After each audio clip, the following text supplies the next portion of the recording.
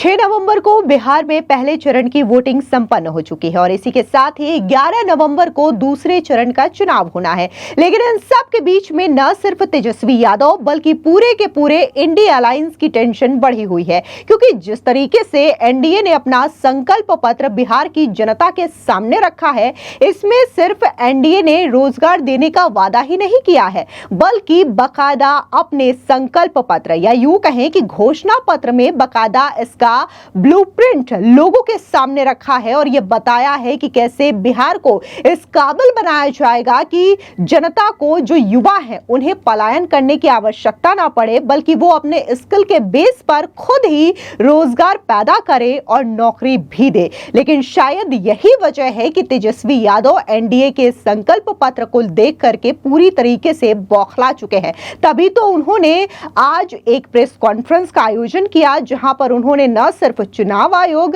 देश के प्रधानमंत्री नरेंद्र मोदी और साथ ही गृह मंत्री अमित शाह को लेकर के अपनी भड़ास जाहिर की, क्योंकि उन्हें पता है कि जनता बखूबी एनडीए के इस संकल्प पत्र को समझ रही है और शायद इस बार तेजस्वी यादव या फिर उनके पिता लालू यादव का कोई भी दांव बिहार में नहीं चलने वाला, क्योंकि बिहार की मासूम जनता उनके बहकावे में नहीं आएगी। अब ऐसे में एनडीए के संकल्प पत्र को देखना जरूरी हो जाता है कि आखिर उन्होंने किस तरीके से न सिर्फ रोजगार की बात की है, बल्कि स्किल को सुधारने की भी बात की है और कैसे बिहार में निवेश आएगा, जिससे बिहार को औद्योगिक क्रांति भी मिलेगी। इन तमाम चीजों का ब्लूप्रिंट लोगों के सामने रखा है। ऐसे में एक एक करके हम पहले तो एनडीए के घोषणा पत्र को समझते हैं और उसके बाद ये जानने की कोशिश करते हैं कि बिहार के युवाओं को न सिर्फ रोजगार मिलेगा, बल्कि वो खुद रोजगार को क्रिएट कर सकेंगे ताकि उन्हें पलायन की आवश्यकता ना पड़े।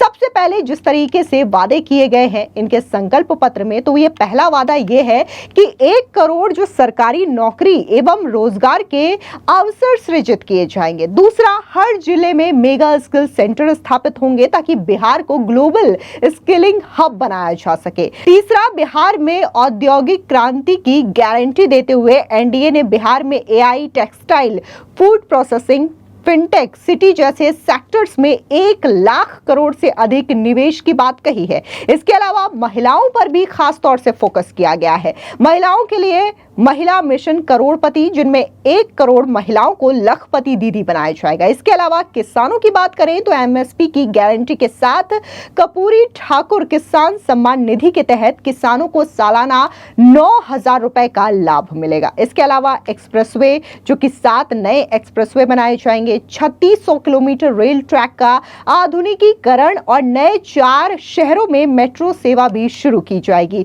इसके अलावा हर घर को 125 यूनिट मुफ्त बिजली, 5 लाख तक का मुफ्त इलाज और 50 लाख नए पक्के मकान देने का वादा किया गया है। ये तमाम ऐसे वादे हैं जो कि एनडीए की ओर से किए गए हैं, जिससे न सिर्फ